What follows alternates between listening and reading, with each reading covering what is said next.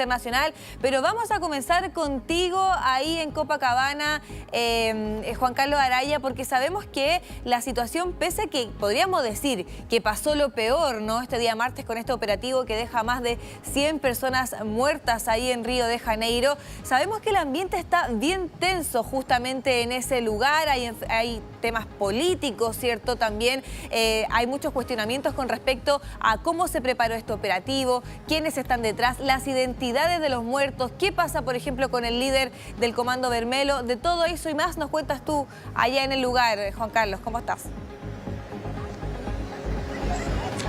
Hola Paloma, Lucho, muy buenos días. Sí, justamente estamos en Playa Copacabana, en Río de Janeiro, y ayer junto a Jesús Maturana llegamos a esta ciudad no precisamente para dar cuenta de la presencia de chilenos que frecuentemente viajan a este punto de Brasil, sino que para conocer más sobre esta mortífera operación militar y policial que se llevó a cabo en Cerro de Alemão y Cerro Pena, ahí en la parte norte de Río de Janeiro. Es una operación que deja hasta ahora, se dice, Lucho, Paloma, al menos 121 personas fallecidas. Pero hay otras estructuras, como la Defensoría Penal Pública, que habla de al menos 131 personas. La mayoría de esos cuerpos, en este minuto, tuvimos la oportunidad anoche de llegar hasta el Instituto Médico Legal de acá de Río de Janeiro, y hay al menos 100 personas a la espera de la identificación. Hasta ahora, ninguna autoridad de ese organismo ha entregado la lista oficial ni los nombres de las personas que perdieron la vida en este mortífero operativo policial, y que da cuenta, ¿no es cierto?, de la encarnizada lucha que tienen las policías militares acá en Brasil con el crimen organizado. Y cuando hablo de crimen organizado estoy hablando del Comando Vermelho, una estructura paramilitar que está asentada, ese es su comando, su zona de operaciones en la parte norte de Brasil, dedicada principalmente al narcotráfico, dedicada al tráfico de armas, a la venta de cigarro de contrabando, y también hacen un férreo control territorial de esa zona, dado que ahí es muy difícil poder entrar, Lucho, Paloma. Imagínense que la operación Contención involucró cerca de 2.500 efectivos, tanto de la policía militar como la policía civil, para que se hagan una idea de lo que estamos hablando. Sí, Juan Carlos, estamos justamente revisando las imágenes de tu camarógrafo, ¿cierto?, de Jesús, que está ahí mostrando una especie de protesta que estaba ahí en la playa de Copacabana, que sabemos que es una de las más turísticas de Río de Janeiro, donde, por lo que pude ver yo desde acá, ¿no?, se ve una especie de torso con manchas de sangre, ¿no? Es una especie de protesta. Te pregunto porque también durante la jornada ayer se registraron varias manifestaciones al respecto, porque lo que conversábamos, ¿no?, de que todavía no se sabe las identidades de estas personas, qué hubo detrás, de qué manera se planificó, por ejemplo, y también todavía no se terminan ni siquiera de reconocer los cuerpos. ¿Cuál es el ambiente allá? ¿Has podido conversar con algunos brasileños que te comenten cuál es su sentimiento después de lo que sucedió este día martes? Te cuento, vamos por parte, Paloma. Mira, vamos por parte. Estamos justamente aquí en Copacabana, donde está esta suerte de memorial, una suerte de homenaje que se ha hecho principalmente a los 4 policías que murieron en estos enfrentamientos. Estamos hablando de Herbert Carvalho da Fonseca, de 39 años. Él era parte del llamado BOPE, una organización de la policía militar, como una suerte de GOPE en Chile. Se han hecho películas incluso como de este grupo policial, y que se llama Tropa de Elite. Junto a él, Clayton Serafín González, 40 años. Estos 2 funcionarios eran justamente del llamado BOPE, de la película que se hizo por allá por el año 2010, si no me equivoco, que se llamaba Tropa de Elite. Esa película está basada en hechos relativos a este trabajo que hace este grupo en particular de la policía. Y más allá tenemos a la Policía Civil de Río de Janeiro. Aquí también mueren 2 efectivos identificados como Marcos Vinicius Carvalho, de 51 años. Ahí pueden ver ustedes que estas poleras están manchadas con una suerte de témpera que da cuenta de haciendo alusión a lo sangriento que fue este operativo, y también Rodrigo Veloso Cabral, de 34 años. Ayer se llevó a cabo justamente el funeral de Herbert Carvalho da Fonseca. Recuerden que esta persona se comunicó vía WhatsApp con su esposa cuando estaba en desarrollo el operativo, y él le dice que rece por él porque la situación era muy compleja. Pasan cerca de 45 minutos y ella le preguntaba que cómo estaba, que le diera señales de vida, y lamentablemente Herbert nunca más respondió ningún WhatsApp, y es parte de las policías caídos en esta llamada Operación Contención. Respecto a la sensación ambiente, fíjense ustedes que ayer conversábamos con nuestro guía acá en la ciudad, con Bernardo, un chileno que lleva más de 40 años, y me decía que Río de Janeiro, desde esa madrugada del martes, es otro Río de Janeiro. Definitivamente hay una sensación en el ambiente de inseguridad y que puede pasar algo. ¿Por qué? Porque fíjense ustedes, por ejemplo, que como no se han identificado hasta ahora las personas y no está claro el número de muertes, y también hay una controversia también con el gobierno de Río de Janeiro respecto a la gobernación del presidente Lula, digamos, en torno a que este operativo que organizó el gobierno federal de Río de Janeiro no habría sido informado, ¿no es cierto?, al gobierno estadual, al gobierno de Brasil, y ahí hay una serie de declaraciones cruzadas en torno a que quieren saber los fundamentos de por qué se llevó a cabo esta operación. Por ejemplo, se están solicitando las cámaras, las body cam, las cámaras corporales de la policía militar y también de la civil, para dar cuenta de cómo se origina, ¿no es cierto?, este enfrentamiento que termina con este número alto de fallecidos y que aún no son identificados, Lucho. Juan Carlos, y además de eso, se ha revelado de manera objetiva, o sea, sin trascendido, la cantidad de armas incautadas, porque estuve leyendo que se habían incautado cerca de 90 fusiles de guerra, ¿o no? Se cortó. Diles que se cortó. Se le cortó el retorno, parece. Se le fue el retorno a Juan Carlos, parece. Bueno, mientras él se arregla, ¿sí? Te voy a dar un dato con respecto a eso mismo, Lucho. Porque eso leí, cerca de 90. Sí, y acá 47 armas de guerra, ¿no? Dentro de lo que se encontró, por ejemplo, armas que tenían origen ucraniano, que habían sido utilizadas en otros conflictos mundiales, por ejemplo, fueron encontradas ahí. Y ojo, porque acá una de las controversias que tiene que ver con lo político, habla de que durante el gobierno de Jair Bolsonaro se flexibilizó el acceso a las armas. Entonces, los que son opositores a Bolsonaro dicen, bueno, él también tiene parte de culpa acá, porque así fue como el Comando Vermelho pudo nutrirse de mayor tecnología también y de este tipo de armas. Bueno, y el Comando Vermelho, que según estuve leyendo, tuvo nexos con la FARC, tuvo nexos con grupos terroristas importantes, que partió como un grupo de izquierda, de opositores a la dictadura, y que después, como pasa con muchos grupos ideológicos, muchos grupos políticos, después terminan lisa y llanamente en la criminalidad. Sí, ahí parece que volvió Juan Carlos. ¿Estás con nosotros? Sí. Oiga, lo que le preguntaba Juan Carlos, Sí, estamos... si había cifras objetivas y ya no cuestionadas referente a la incautación de armas. Sí, mira, ahí hay un dato súper interesante, Lucho, que da cuenta de la vulneración que tienen las fronteras de los países sudamericanos. Fíjate que entre los 100 fusiles de guerra, estamos hablando de poder letal de fuego, ¿no es cierto?, se ha encontrado armamento FAL argentino. Se dice también que hay armamento de la policía peruana. Y eso, por ejemplo, da cuenta, ¿no es cierto?, de cómo los grupos de crimen organizado operan fuera de sus fronteras y logran esta suerte de internación de armas, una cuestión que sucede mucho también por la frontera de Foz de Iguazú. Recordemos que desde Paraguay también ingresa por contrabando mucho armamento de grueso calibre, hasta dos estructuras criminales poderosas. Estamos hablando del Comando Vermelho acá en Río de Janeiro, y también estamos hablando del PCC, del primer comando de la capital en Sao Paulo. También un grupo que bordea en torno a los 30.000 miembros, para que se hagan una idea y dimensionen ustedes la cantidad de personas que están involucradas en este crimen organizado acá en Brasil y que hacen control territorial.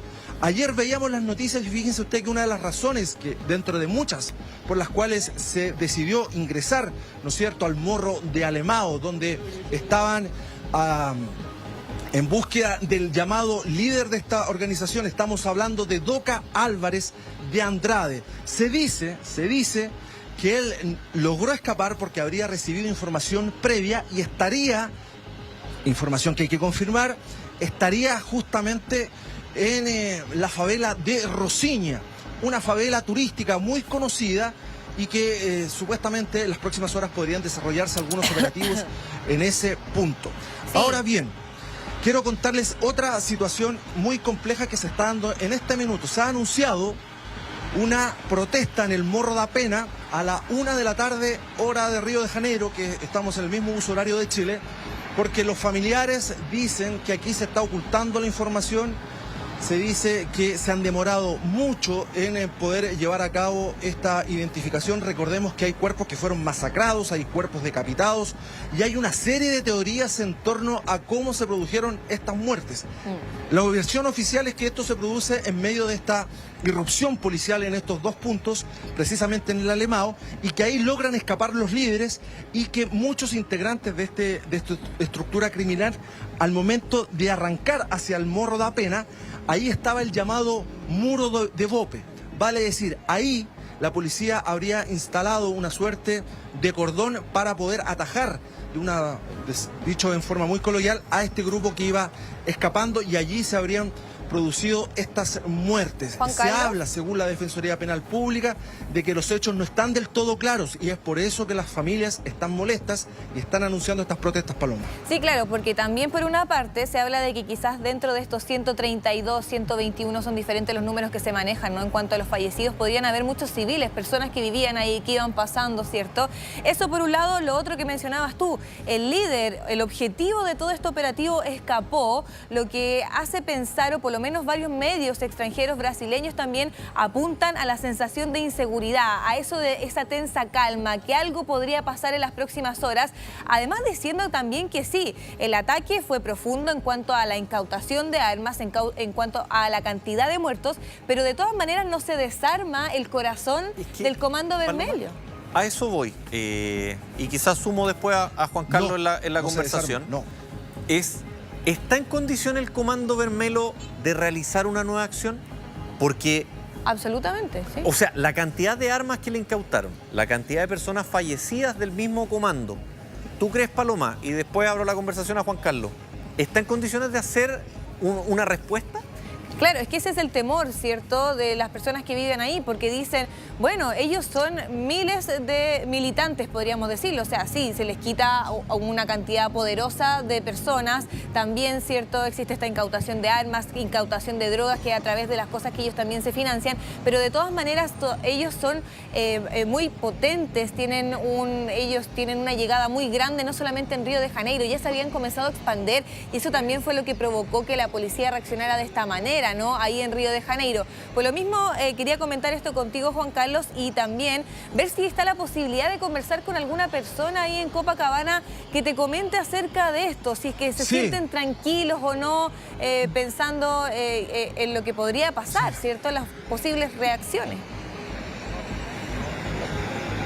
Mira, vamos por parte. Para que se hagan una idea, el crimen organizado acá en Brasil ha llegado a tal nivel de control territorial que, por ejemplo, el Comando Vermelho en el Morro de Alemão controla la venta de gas, controla la venta de agua mineral. Incluso, imagínense ustedes esto, si pasara en Chile sería un escándalo. Incluso la televisión por cable, ellos la distribuyen y tienen una empresa que se llama Gatonet. ¿Ya? Y ellos cobran, vale decir, las empresas ya no operan en esa zona porque son demasiado peligrosas, hacen un control territorial muy férreo. Solo se permite la venta de cigarros de contrabando, por ejemplo, y no de las marcas legales que pagan impuestos acá en Brasil. Lo mismo pasa en Chile. Entonces, para que ustedes dimensionen, se dice también que el Comando Vermelho en esta oportunidad también hubo una facción interna que había aprovechado la oportunidad para poder eliminar a los líderes y ellos tomar el poder, porque es tanto el dinero en juego, es tanto el poder que está involucrado en esto, que cada cual quiere escalar en estas estructuras criminales y poder hacerse del poder total. Y cuando estamos hablando de esta operación, estamos hablando de la operación más mortífera. El año 2021 estuvo la matanza de Jacarenciño y estuvo la del año 2022, que fue en Villa Cóndores. Ahí también hubo otra matanza que llegó a 25 personas, pero nunca no hay registro de este número de muertos en medio de un operativo policial. Y fíjense ustedes que están llegando chilenos. Mira, vamos a hablar con un chileno por acá que está de vacaciones.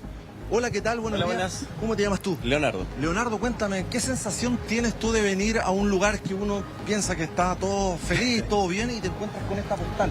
Policías con sus fotografías. La verdad es súper complejo. Yo llegué a Río de Janeiro el día 23 de octubre y el día del atentado, el día 28, si no me equivoco, yo estuve en el centro de Río, por lo cual sentí el olor a humo, los disparos. Es más, el comercio cerró muy temprano, a las 4:30. Pero hay una sensación muy grande de inseguridad. Lo vimos en el Cristo Redentor, el BOPE llegó con bandera, en el río un helicóptero. Entonces, es un ambiente muy tenso. Lo mismo fuera de la gobernación de Río de Janeiro, ya hay protestas, se han visto personas pidiendo los cuerpos. Entonces, no es algo normal para un chileno, sobre todo un santiaguino. Y cuéntame, ¿te has encontrado con más compatriotas? Nosotros ayer también estuvimos con algunos acá en Copacabana y decían que sus vacaciones ya no eran tan vacaciones. Sí, se nota mucho la diferencia en el sentido de que, por ejemplo, el día domingo, lunes, esto está repleto. Hoy en día, por ejemplo, si usted ve la playa, serán muy pocas las personas, más anecdóticamente son más ambulantes, comerciantes ambulantes que mismos turistas. Por lo tanto, ya las vacaciones murieron desde el día 28. No hay mucho lo que se pueda hacer hoy en día y se nota el ambiente tenso. Tú de noche no sales, me imagino. No, es que ahí es muy complejo. Llevamos 2 días junto con la persona que estábamos escuchando disparos en la noche, incluso estando acá en Copacabana, que es un lugar... ¿Ráfagas de metralleta? ¿Qué escuchabas? Más que todo, es que suena como pistola porque no son repetitivos, pero sí hay algo muy peligroso que llega incluso a esta zona, siendo que lo que pasó fue hace 30, 40 kilómetros hacia dentro del río. Entonces, es complicado. ¿Cuántos días vas a estar por acá? No, y me ven pocas horas más al aeropuerto y directamente a Santiago. Pero incluso estuve al tanto que la han ofrecido ciertas modificaciones en los vuelos por el alto peligro que está llegando. Te agradezco. Muchas gracias. Igualmente, que tengan buena tarde.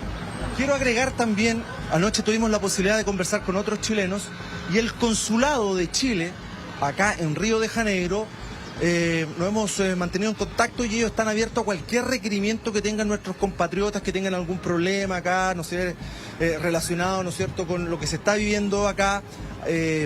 Ellos están prestos a cualquier tipo de colaboración o información que nuestros compatriotas necesiten acá respecto a lo que está sucediendo en Río de Janeiro, porque a veces se cortan las calles, las 3 principales vías que unen a Río de Janeiro con el resto del país intermitentemente han sido cortadas, Paloma, Lucho, el día de ayer y antes de ayer también por vecinos y familiares que exigen la entrega y la identificación de los cuerpos. Dime, bueno, Paloma. con respecto a lo mismo, ¿cierto? Estabas hablando acerca del turismo, de las vacaciones, de las personas que van ahí a Río de Janeiro, que es uno de los destinos favoritos de los chilenos, de los argentinos también, en estas fechas sobre todo. Tú decías que se cree o se piensa que el líder de Comando Vermelo podría estar en La Rosiña, que es una de las favelas más visitadas a nivel turístico. Por lo mismo, quería saber si tú tienes información con respecto a si es que está cerrado el ingreso de turistas, si es que se ha expandido esa información, si es que hay operativos de seguridad en la zona, algo parecido has podido ver. Mira, en nuestro desplazamiento del aeropuerto Galeao hacia la ciudad de Río de Janeiro anoche, por ejemplo, pasamos por el edificio del gobierno federal de Río de Janeiro, que está encabezado por el gobernador Castro, un ferviente seguidor de Jair Bolsonaro, quien también justamente era gobernador cuando se producen las matanzas del año 2021 y 2022, y nos llamó mucho la atención la gran cantidad de carros de la policía militar y también carros de la policía civil en esas inmediaciones. De hecho, tuvimos que pasar muy lento porque esa zona se subieron las alertas de seguridad porque se teme que, como les decía al principio de este despacho, que puedan haber reacciones, ¿no es cierto?, de que bajen precisamente de los cerros otras agrupaciones. Recordemos que acá en Río de Janeiro no solo opera el Comando Vermelo, sino también hay otras facciones, las llamadas milicias. ¿Qué son las milicias, Lucho, Paloma? Las milicias son grupos integrados por ex policías, ex militares, que también hacen control territorial, que se pasaron para el lado oscuro, por decirlo una vez que dejaron el servicio formal en sus instituciones, y que hoy también se disputan ciertas zonas de la parte norte de Río de Janeiro con el Comando Vermelo. De hecho, como les decía también, puede que a las 11 horas de Río de Janeiro haya información en torno a las identidades en el Instituto médico legal, y se ha anunciado también para la 1 esta suerte de protesta ahí en el Morro da Pena, en la zona precisamente donde fueron encontrados más de 50 cuerpos y cuyos vecinos bajaron hacia la plaza y fueron exhibidos a la prensa internacional, que era una imagen que parecía que no fuese de Sudamérica, sino que era de otra parte del mundo. Y daba cuenta, ¿no es cierto?, de lo mortífero, de lo cruel, de lo frío que fue todo este enfrentamiento, y que da cuenta del poder de fuego de estas estructuras del crimen organizado. Lucho, ya ha comenzado a llover, ojo, ha comenzado a llover acá en Río también. Ok, para que se tape usted, se ponga algo para que no le afecte la lluvia, Juan Carlos. Y si se puede mover al Instituto Médico Legal. Lucho, no se preocupe. Sí, bueno, si usted, yo sé que usted se cuida mucho. Así que si se puede mover al Instituto Médico Legal de Río para que nos entregue más detalles de qué es lo que van a seguir siendo estas manifestaciones. Ya volvemos contigo, Juan Carlos. Muchas gracias.